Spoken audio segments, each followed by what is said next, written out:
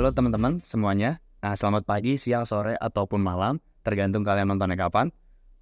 Balik lagi, kali ini bersama saya, Reza, dari podcast SPOK, Sport Oral Kampus. Nah, di episode kali ini kita akan ditemani oleh narasumber yang merupakan seorang mahasiswa, sekaligus penggiat olahraga. Ya, dari episode 1 gue ngomong itu mulu ya, cuman gak apa-apa.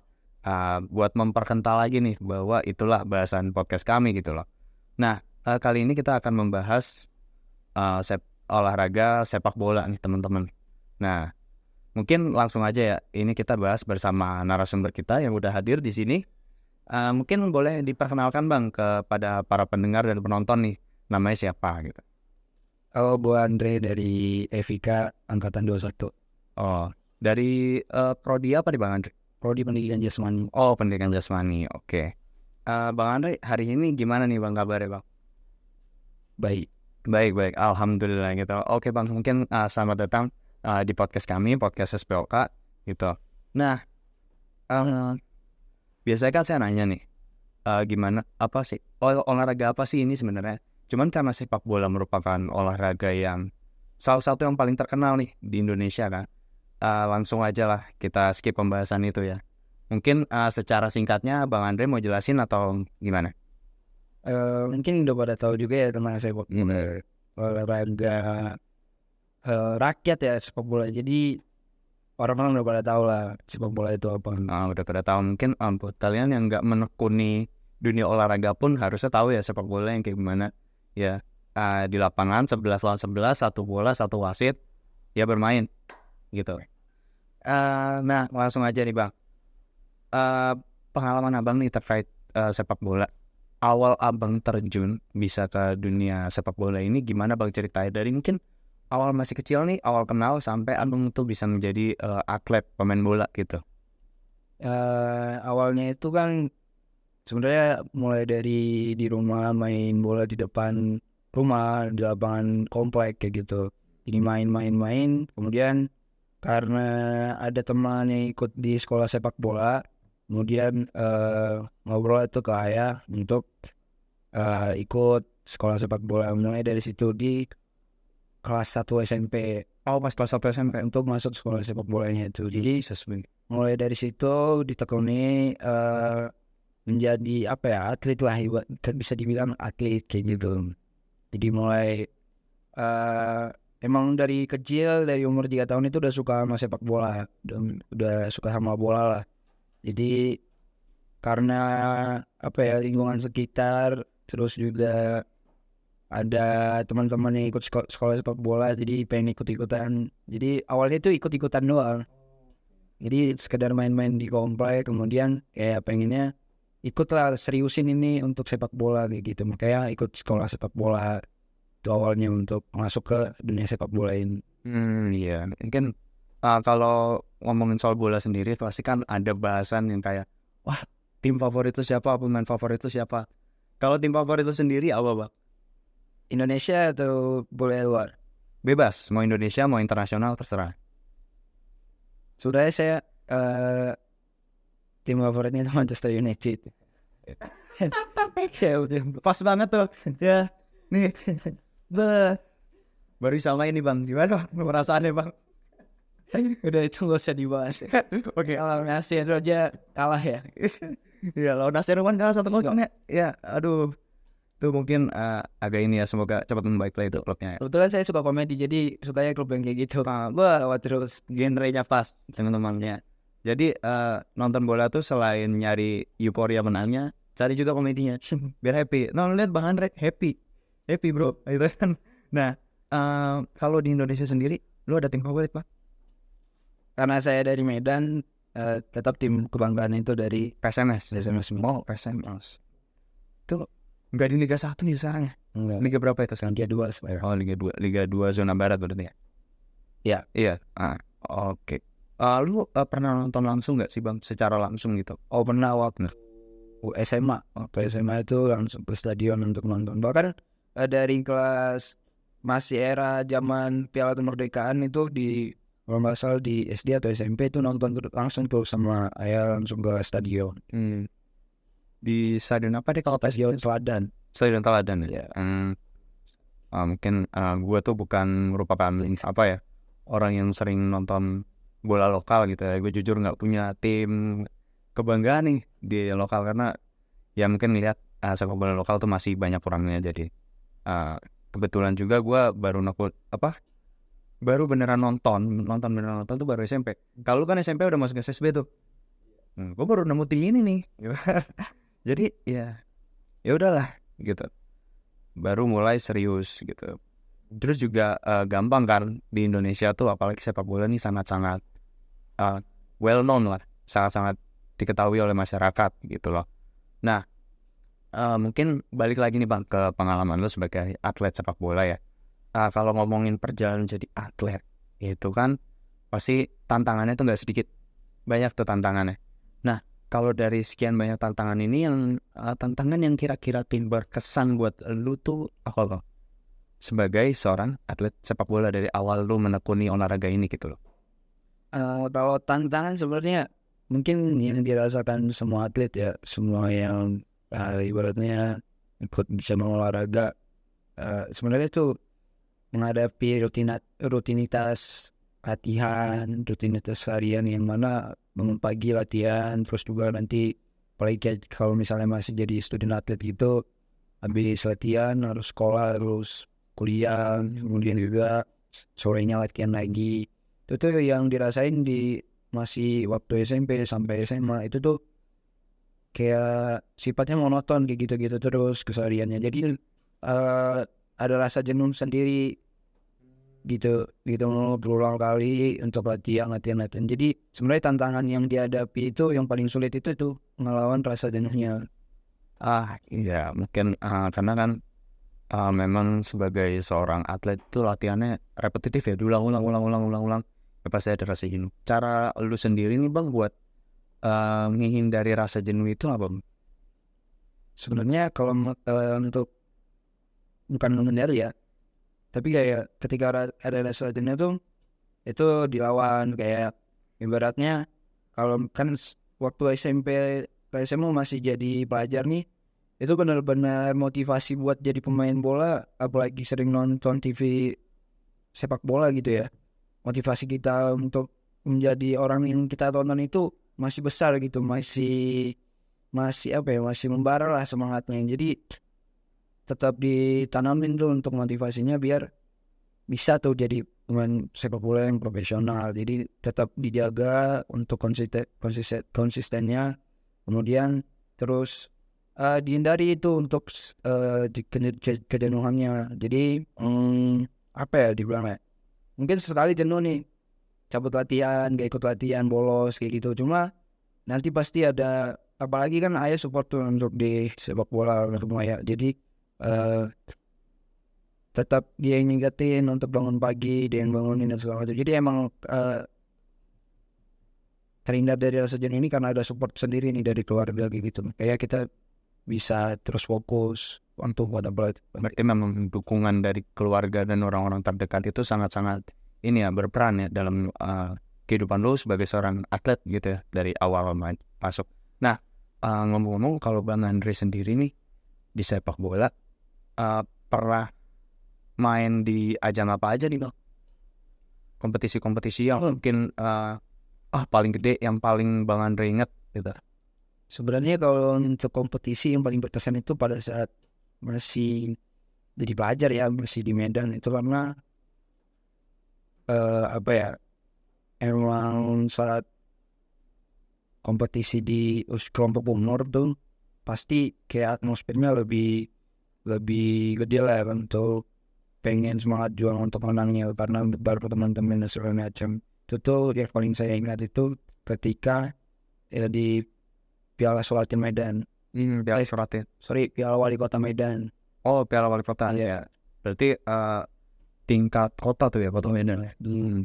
Situ benar-benar kayak mungkin nggak jadi juara tapi jadi runner-up, tapi emang perjuangan dari saya ngerasa masih saya ingat momen itu karena perjuangan dari saya, dari teman-teman semua, dari rekan coach, staff gitu. Itu benar-benar berjuang dari kita, benar-benar paham orang yang nggak paham untuk main bola, latihan timnya dibentuk selama proses 1 sampai 2 tahun ikut kejuaraan itu benar-benar pencapaian yang luar biasa lah. Apalagi kita ketemu latihan terus juga tahu gimana prosesnya kita bisa capai di situ, yang mana tim itu juga ibaratnya nggak dianggap lah, ibaratnya nggak ada muncul sebagai ancaman sebenarnya di kejuaraan itu. Jadi Kan unggulan gitu. ya underdog lah bisa gitu. Jadi benar-benar proses yang berkesan lah bagi saya buat bisa nyampe di titik itu kayak gitu Itu prosesnya. di Piala Wali Kota itu dapat predikat apa Bang? Kita juara 2 runner up. Runner up. Itu ya. Berarti mewakili daerah atau tim Sekolah sepak bola itu. Oh iya. Berarti keren juga ya itu sekolah sepak bola, namanya udah tenar sekota Medan tuh berarti itu. enggak juga sih karena kan tim underdog, tapi ketika kita dari pencapaian itu baru mulai terlihat lah di Sumatera Utara untuk tinggal. Jadi memang dari usaha Bang sendiri ini membuat tim itu sendiri lebih terlihat itu Bang ya. Nah, untuk berikutnya nih Bang, dari pengalaman tersebut tuh ngebentuk ini nggak sih pengalaman buat Abang selanjutnya? Mungkin ada pelajaran yang bisa diambil dari turnamen itu yang Abang masih mungkin pakai sampai sekarang gitu, yang mungkin motivasi Abang sampai sekarang. Ada nggak Bang kira-kira? Sebenarnya untuk kan ketika bermain sepak bola kan itu waktunya 90 menit ya. Jadi kita kadang itu untuk bermain apalagi udah ketinggalan skornya, menit bermain ini sudah hampir habis. Sebenarnya mental sih untuk yang jadi pelajaran dari kompetisi itu. Karena apa? Sebenarnya sebelum peluit panjang itu ditiup, sebelum habis pertandingannya itu belum ada kata kalah. Jadi sebisa mungkin untuk tetap termotivasi bahwa masih ada di pertandingan dan jangan ada mentalitas itu. Kalau makanya itu diterapin di selanjutnya untuk di plan selanjutnya. Oh jadi pelajaran yang bisa diambil ini selagi peluit panjang belum tertiup masih ada kesempatan gitu Bang ya. Oh iya. Karena pada saat kompetisi itu peluit panjang belum ditiup, kita udah ngerasa kalah. Jadi itu tuh jadi evaluasinya kita lah untuk nanamin mentalitas. Kalau misalnya kita pada saat pertandingan jangan turunin harga diri dulu kalau beranggapan kalau kita udah kalah. Jadi tetap harus 100% gitu untuk di pertandingan itu sendiri. Nah, kita kan tadi udah bahas nih Bang soal olahraganya itu. Nah, kalau sebagai seorang mahasiswa nih Bang, kita kan udah bahas sebagai seorang atlet nih. Nah, sebagai seorang mahasiswa sendiri, itu kan Abang masih main sepak bola kan ya, untuk awal masuk sini, masih menjadi mahasiswa. Nah, itu gimana sih Bang cara ngimbangin kehidupan sebagai seorang atlet dan juga sebagai seorang mahasiswa gitu Bang? Sebenarnya kan saya ngerantau nih dari Medan ke Jakarta. Sebenarnya tujuannya juga untuk ketika sampai di Jakarta masih melanjutkan atlet ini. Jadi fokus utamanya itu sebenarnya di atlet. Sebenarnya itu pemikiran yang agak salah juga ya, karena kita masuk kuliah kan untuk berkuliah kayak gitu kan. Cuma karena dengan informasi kalau di WNJ itu olahraganya bagus dan juga pembinaan klubnya bagus, makanya masuk ke WNJ ya emang fokusnya pengen ngejar untuk jadi atletnya lagi gitu. Jadi sebenarnya kalau misalnya dibilang cara mengimbangi antara menjadi atlet dan juga sebagai mahasiswa, itu tuh tinggal sebenarnya udah diterapin pada saat pelajar juga. Jadi emang bagi waktu, misal kayak kita di klub olahraga prestasi itu pelatihan pagi di jam 6, kemudian di jam 8 selesai ada mata kuliah, langsung masuk ke mata kuliah, paling bersih salin masuk ke mata kuliah. Jadi peran kita sebagai atlet dan juga peran sebagai mahasiswa itu masih terjalan gitu, tinggal waktunya disesuaikan aja gitu. Di ini kan kebetulan lu episode terakhir nih Bang sebagai seorang narasumber yang gue undang dari luar gitu ya. Lebih kurang tuh dari episode 1 sampai sekarang episode 5 itu permasalahannya sebagai seorang student atlet itu sama Bang, yaitu membagi waktu gitu. Dan ada yang membagi waktu tuh dengan cara tugas kuliah tuh dicicil, ada yang mungkin kemarin itu apa ya, yang dia itu minta dispensasi dan sebagainya sebagai seorang atlet. Nah, gitu. Kalau lu sendiri menghadapi kesulitan nggak sih Bang untuk mengimbangi dengan jadwal kuliah gitu?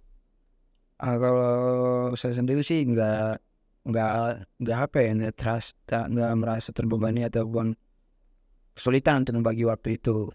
Jadi ya sama kayak tadi, kayak misalnya ada kejuaraan itu pasti kan ada dispensasi dari universitas juga untuk mengikuti kejuaraannya misal. Jadi sebenarnya kan kalau misalnya kita sebagai atlet juga latihan kan paling di pagi, di sore, di malamnya itu kan untuk waktu istirahat, tapi kan bisa di porsi juga tuh kayak penugasan kuliah dicicil untuk di malamnya ataupun dilakukan di malamnya. Jadi sebenarnya kita kan punya waktu 24 jam nih. Jadi tinggal pembagiannya aja yang mana bisa kita bisa manajemen waktu kita sendiri gitu. Jadi uh, menjadi olahragawannya terjalan dan juga menjadi mahasiswa juga terjalan. Gak ada yang lewat kayak gitu sih. Cara bagi waktunya ya gitu, tinggal bisa benar-benar menyesuaikan belajar manajemen waktu untuk diri sendiri sih gitu. Tadi ngomongin soal klub olahraga prestasi KOP ya. Itu kan bukan cuma sepak bola doang ya Bang ya? Ya gak sih? Untuk di kampus B. Nah, dari KOP itu sendiri, untuk sepak bola lu masih aktif nggak sekarang di KOP?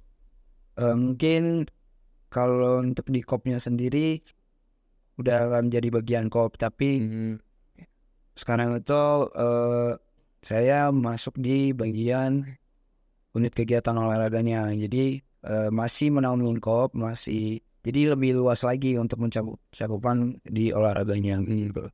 Oh, kalau di UKO sendiri gue dengar lu ini ya Bang, jadi ketua UKO untuk periode sekarang ya? Ada ya. Ya.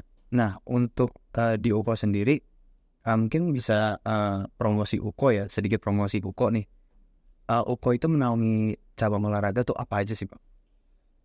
Kita cabang olahraga banyak sih, ada 39 cabang olahraga plus 1 cabang olahraga promosi itu, jadi kita totalnya 40 cabang olahraga yang sekarang kayak dia udah.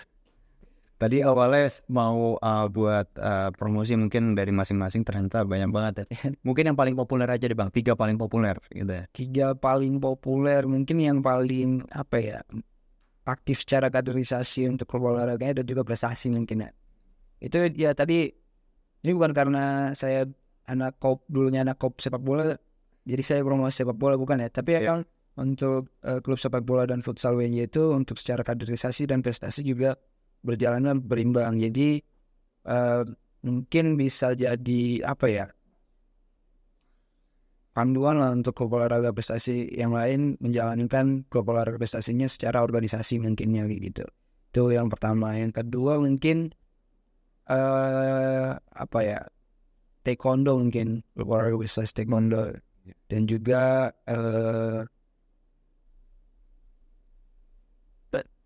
semuanya bagus ya. Semuanya bagus. Ini kan saya tuh pertanyaan yang paling populer gitu. Yang paling populer ya. Yang paling populer sebagai pandangan Bang Andre sendiri sebagai seorang ketua UKO gitu.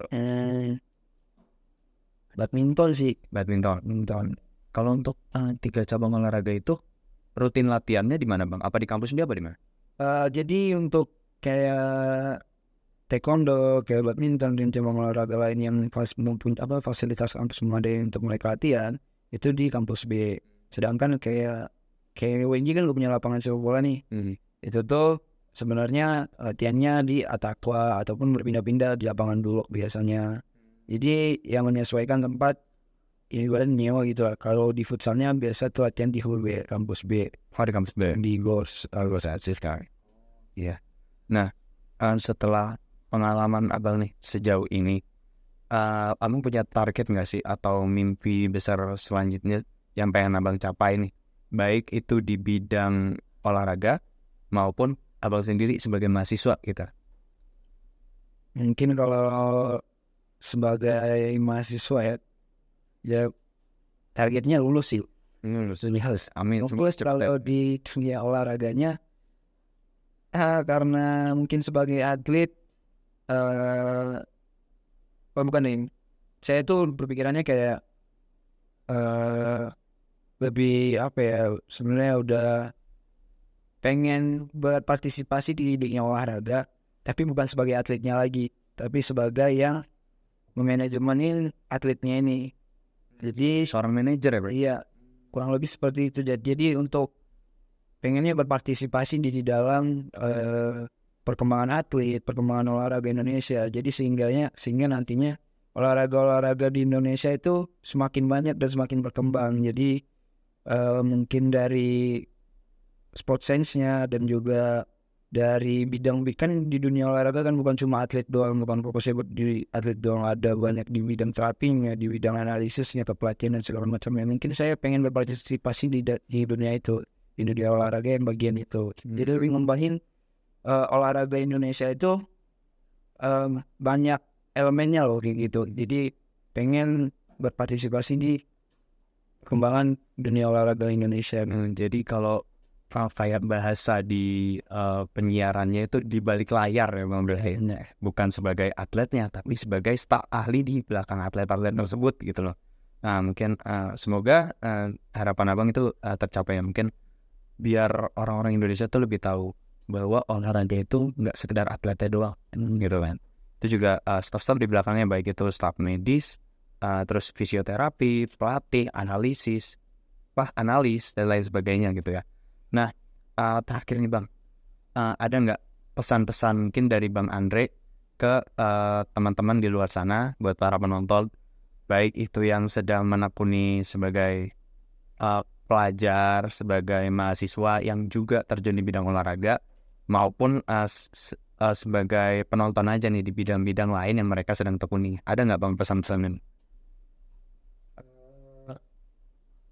Apa ya kalau misal pesan untuk yang masih menekuni di bidang olahraga, apalagi pelajar ya, masih berproses ibaratnya seperti itu, ya jangan pernah menyerah. Kalau misalnya ngerasa dirinya udah terlambat untuk masuk di bidang itu, sebenarnya untuk di dunia ini nggak ada kata terlambat. Jadi ketika kamu udah berani masuk ke bidang itu, ditekuni, sehingga walaupun nanti gagal kamu ngerasain proses kegagalan itu, jadi bisa berkembang lagi untuk menjadi pribadi yang baik seperti itu. Amin. Semoga para penonton bisa ya menerima pesan dari Bang Andre ini dan dijadikan juga sebagai motivasi ya Bang ya, biar makin menekuni bidang yang sedang mereka tekuni gitulah bahasanya. Nah mungkin untuk episode kali ini kita cukupkan ya Bang Andre. Nah makasih banyak juga udah berbagi pengalaman dan ceritanya di episode SPOK pada hari ini gitu. Nah buat para pendengar, jika kalian suka mendengarkan podcast SPOK, jangan lupa berikan like dan juga komentar pada video kami, dan juga subscribe jika kalian ingin tahu kelanjutan dari podcast SPOK gitu loh. Nah, saya Reza dari podcast SPOK bersama narasumber saya Andos. Nah, undur diri, sampai jumpa di episode-episode berikutnya. Ciao.